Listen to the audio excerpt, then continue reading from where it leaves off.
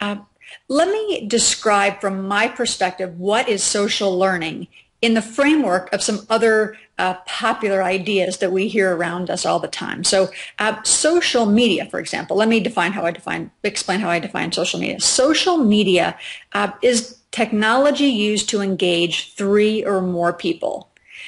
While email, for example, is often considered social media, it really isn't by definition, because you could just share something directly with one person, and there's no expectation that there will be any engagement. How many emails do all of us sadly receive that we never respond to?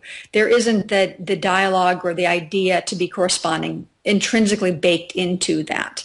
But social media tools specifically are for that going back and forth between, say, three or more people, not just one or the other. And that's three or more because the research shows that it's at that third person that a spark happens.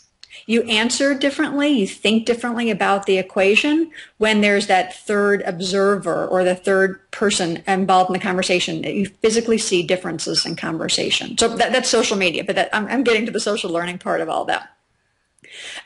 Social business is another, I think, very related term. And social business is connecting people with people, information and insights within an organization.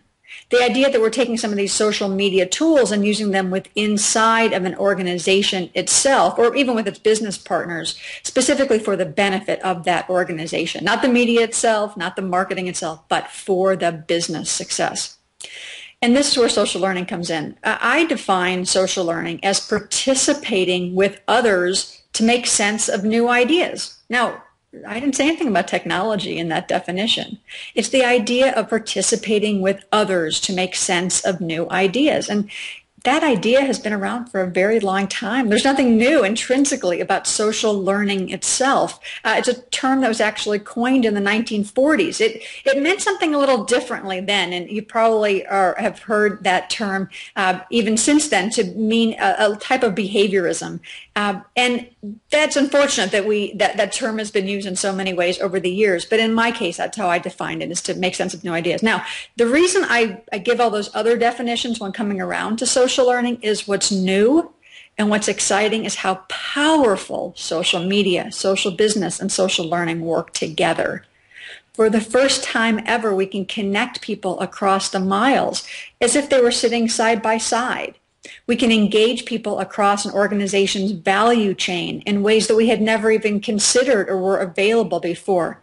And we can allow them to take that information to learn and make better decisions as a result of what they have learned.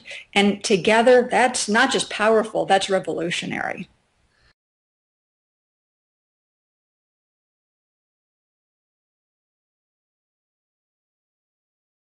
Conference organizers can capitalize on putting to use social media and social business tools around their events in order to foster social learning.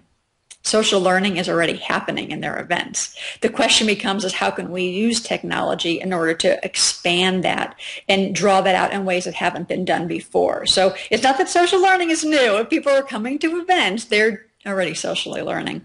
But if we can take Twitter feeds and not only make them available and have the appropriate hashtags at our events, the events that I speak in or that I participate at that have those hashtags, and you can follow and find people that you're looking for as a result of who is using different sorts of tags, who have large television screens or monitors in the hallways between events where you can see who is commenting on different things if you're not able to see them. Of the simple but yet all too often neglected art of having really good Wi-Fi in your rooms. That's a huge piece. If I were to make one plea for conference organizers is don't neglect that. Don't scrimp and just have what is available. Actually ask them to boost up that feed because you get several benefits. One, you get people talking with each other. Two, you get people learning from one another. And three, you're seen as cool, and that makes a big difference. People think to themselves, oh, I love this conference. It allows me to work in the way that I know needs to be done. And the absolute opposite is true. Every time those tools are not available, all those socially minded people are thinking to themselves, and worse yet, saying to one another, these people don't care of how I work and how I learn, and they're not with it. And I think that's actually the worst thing you can do.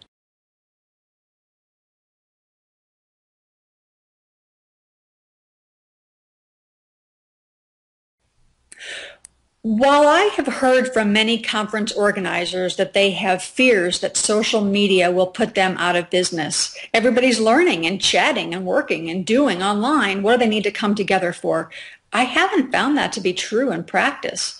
If anything, I have found the physical events that I have participated in, either as a speaker or just as an attendee, have been some of the most lively and engaging and amazing that I have ever participated in over the years. Not only do you have the "Oh, I met you online. I know so much about you. It's great to actually meet you in person" effect, which does happen more and more.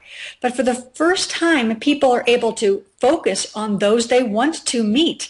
They can vet the process in ways that they've never been able to do before. They can think to themselves, "Oh, I've liked this person's Twitter feed," or "I like what I know about them, and I can't wait to hear what else they have to say."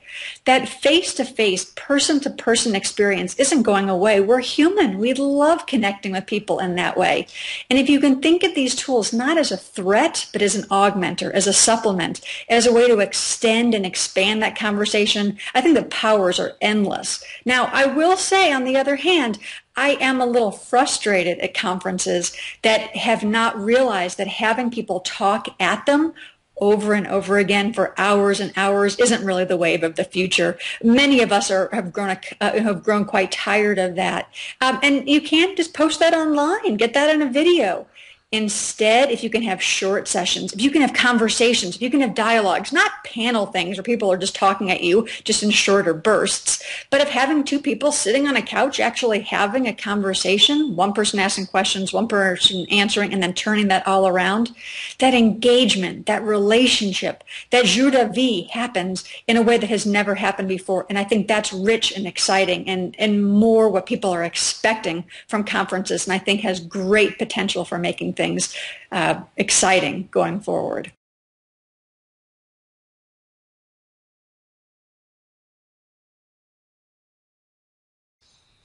You can find way more information about me at marciaconner.com, MarciaConner.com. Also, you can always find me on Twitter at Marcia, Marcia, with a little homage to Marcia Brady, because over the years I've had so many people say to me, "Oh, have you heard that before?" "Oh, yeah, I've heard that just a few times."